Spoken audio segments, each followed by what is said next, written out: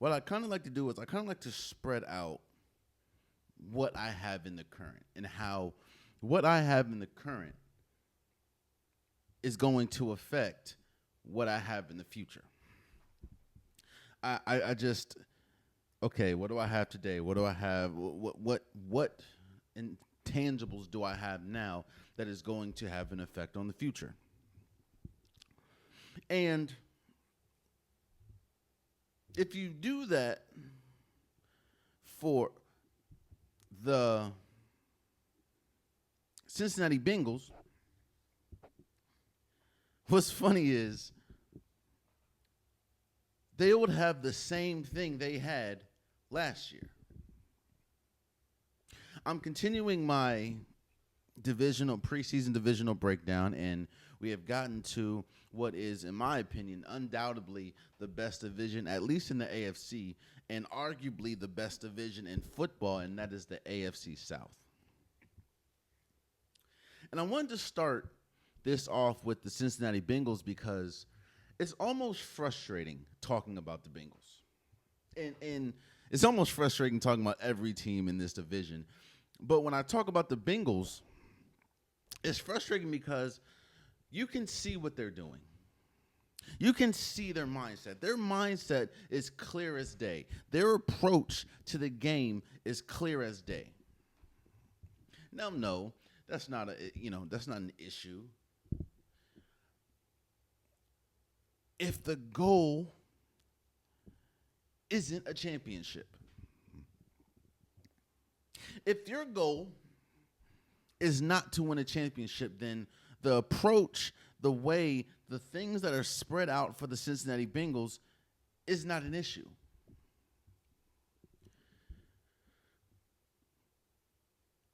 I'm not saying that there is a uniform way to win a Super Bowl. I'm not saying that it's one way or no way to win a Super Bowl. There's many teams, many forms of teams that have won. You've seen teams win Super Bowl that is I'm not going to say solely, but heavily leans on defense. Legion of Boom and the Seahawks is one of them. The Broncos that won Super Bowl 50 is another one. The Broncos offense that year was Peyton Manning's last year. It was essentially, I'm not going to say abysmal, but it was bad. However, they had historic defense.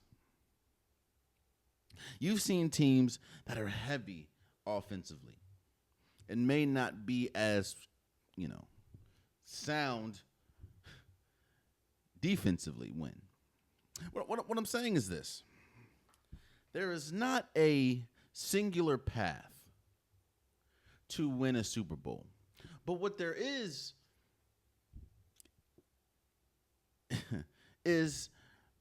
there are commonalities that need to be in a team to win. And my biggest issue with the Cincinnati Bengals is they have a few commonalities, but they don't have the main commonalities. In fact, the things that plague the Cincinnati Bengals continuously plague the Cincinnati Bengals. Let's talk about it. Like I said, if you're planning for the week, if you're planning for the future, let's lay out what they have. They have a top 4 quarterback in the league in Joe Burrow. I don't think there's any question. I know that they didn't make the playoffs last year, but there is no question that Joe Burrow is not only an elite quarterback, but one of the best quarterbacks in the league. I think last year he finished with the most passing yards. So, I mean, yeah. So they have a top 4 quarterback in the league. They undoubtedly have a top 2 running back duo in the league when you talk about Jamar Chase and T. Higgins, and they freed up and paid them this offseason.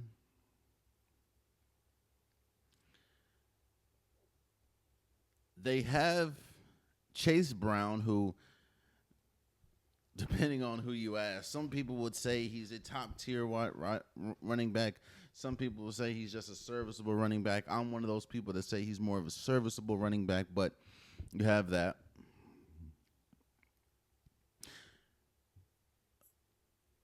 I briefly stated it, but this team did not make the playoffs last year. You have Zach Taylor coming back as the head coach. You have your best defensive player in Trey Hendrickson still holding out and threatening to miss games this season if he doesn't get a new contract. And you had a tug of war going on when we talk about contract verbiage with Shamar Stewart, who you were able to get that all squared away, and he signed his rookie deal. See, that all wouldn't be, let me say it, all of that is not an issue if your goal is not a Super Bowl.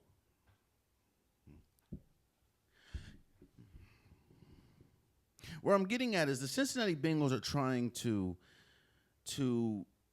have like a basketball type mentality and a basketball type approach to the NFL season, meaning you have that top player, you have maybe one, you have a big three, and you can afford to go cheap or maybe not address the rest of the team because you have a big three: Joe Burrow, Jamar Chase, and T. Higgins. Now, again, I'm not saying that's essentially bad, but what I'm saying is what has been proven by the Cincinnati Bengals is that as good as Jamar Chase, as good as T. Higgins, as good as Joe Burrow is, that doesn't necessarily guarantee you winning or at least even making the playoffs because they didn't make it last year. This team also notoriously starts seasons pretty slow. And I think it would be asinine to look at how this Cincinnati Bengals team is constructed right now. All the moves that they made or lack of moves that they made in the offseason, it would be foolish to think right now that this team,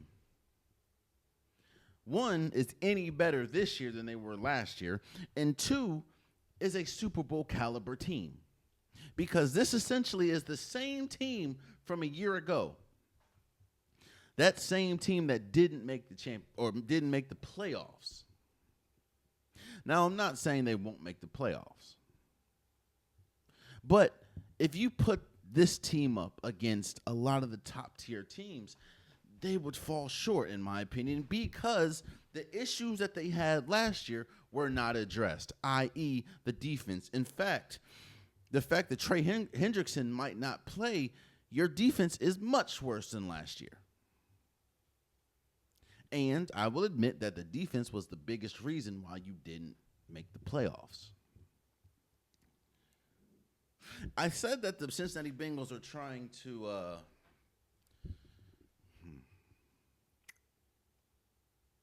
they're trying to have a basketball approach because they think one or two or three players can lift up the whole team. That doesn't work. I know when you look at basketball, there was a 8 to 10 year stretch where LeBron James, no matter what team he was on, was always in the championship. But what that stat doesn't tell you is, he won 4 of them. So that's 40%. Because while he might have been the best player, he didn't have the best team.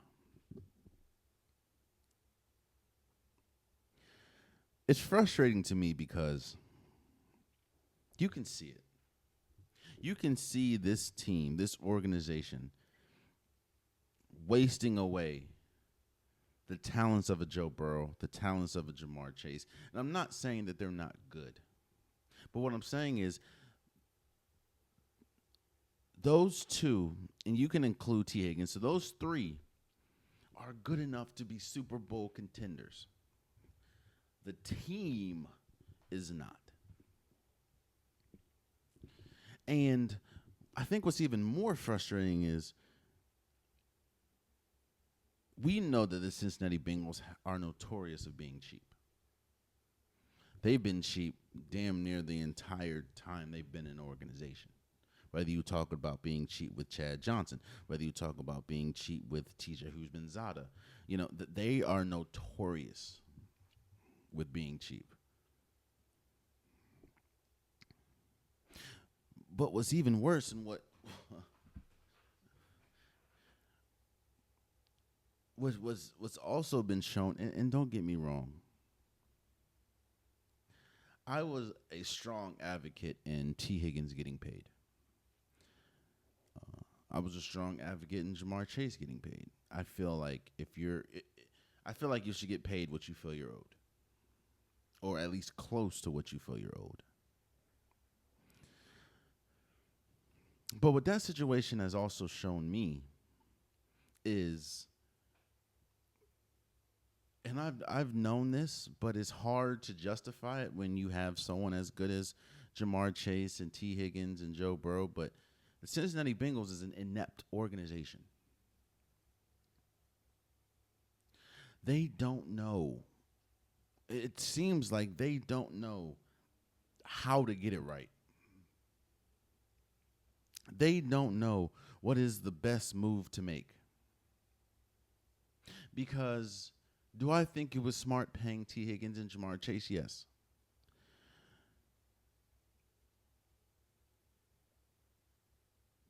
But now you're in a predicament where you can't, you have absolutely, that's why I was saying that it might be smart, because I want T. Higgins to get his money, it might be smart to trade him. Because if you look, they don't even have the pieces. They don't have the money to address their biggest issue. Their biggest issue wasn't wide receiver. Their biggest issue was, and I hate the franchise tag. I'm never saying franchise tag anybody. I think that's the worst thing that is in, one of the worst things that's in sports.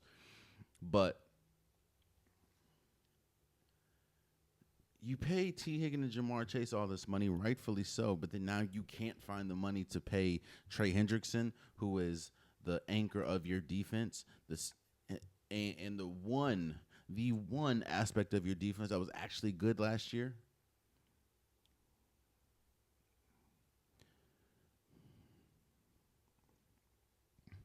I want to talk about Zach Taylor for a second. Because when do the questions start to ask, is he the right person for the job? I know everything that I just laid out isn't necessarily on Zach Taylor, and I'm not blaming him. But what I'm saying is there has been multiple situations where Zach Taylor's coaching has been in question, whether we talk about late game decisions, whether we talk about clock management, a lot of things that get other coaches fired. A lot of the things, I'm not going to say it's not hard to coach. I'm never going to disrespect the coaching job. But I feel like when you have great coordinators and you also have great players, that it kind of takes the pressure off the coaching. Meaning there's only a few things that you have to get right. Clock management is one of them. Decision making in big spots is another. And it seems like, I'm not going to say every time, but a lot of times, let's just look at last year. A lot of times, just last year, Zach Taylor fell short. I think the same way that I believe that Super Bowl appearance for the Cincinnati Bengals back in 2021.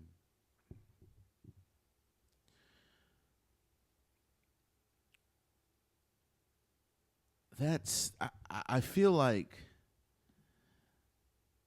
that Super Bowl appearance not only extended Zach Taylor's coaching, tree, but it gave this team a sense of false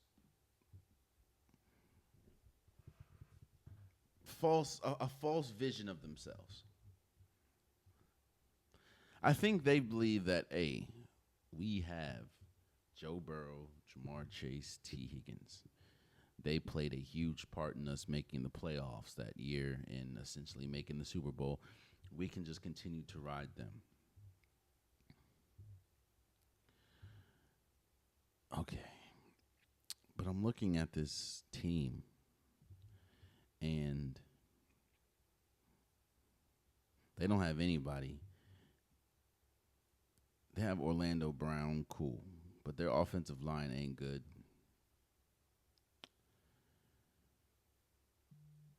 You can feel how you feel about Chase Brown. I think he's an okay running back.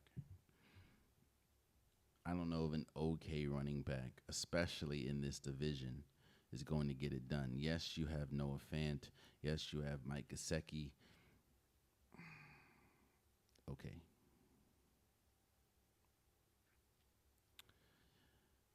I'm looking at the totality of this team, and it is not that good of a team. And my thing is, you can blame the slow start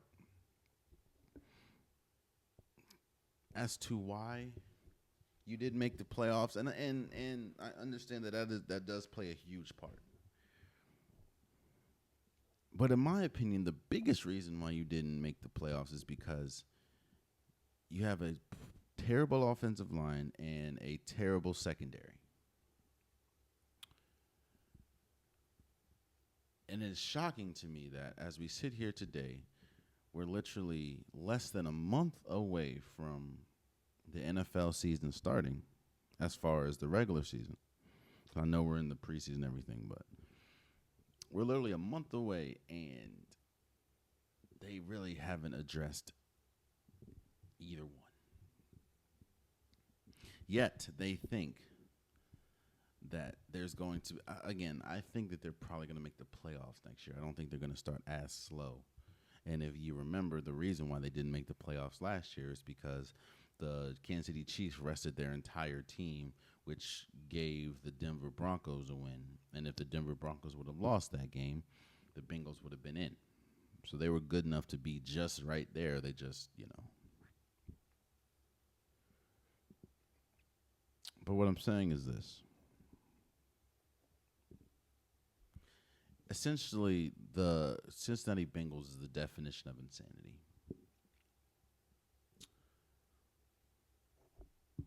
They keep doing the same thing over and over and over again, expecting a different outcome. So I say all that to say, yeah, you have T. Higgins, yeah, you have Jamar Chase, yes, you have Joe Burrow, all top tier players of their position. But you've had them. And what essentially has that gotten you? You've had them, and I'm not saying that they're bad. What I'm saying is you've had them and haven't really addressed anything else around them. In fact, everything else around them seemingly has gotten worse. And now that I'm sitting here really thinking about it, I think the worst thing, I can see it. I can see the Bengals making the playoffs. And I can see them maybe winning a playoff game or losing the first round, and then them thinking to themselves, "Oh, progress." No. We didn't make it last year. We made it this year. That's progress. No, it is not.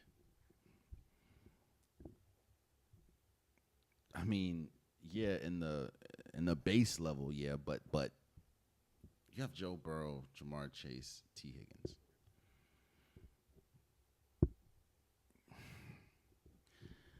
They're going to be fun to watch, those three at least, because they're just uber talented. But all I'm saying is don't expect much from this Cincinnati Bengals team in the sense of Super Bowl. If you have Super Bowl aspirations, you have not been watching this Cincinnati Bengals team. Or you're just completely overlooking the construction of this team. Oh, man, you stayed to the end of the video. I appreciate you. If you like what you saw, be sure to hit that subscribe button so you'll never miss any content from your boy. You can also go back and watch past episodes, past clips, and don't forget that the Unpopular Podcast, new episodes drop every Wednesday and Saturday. Appreciate you.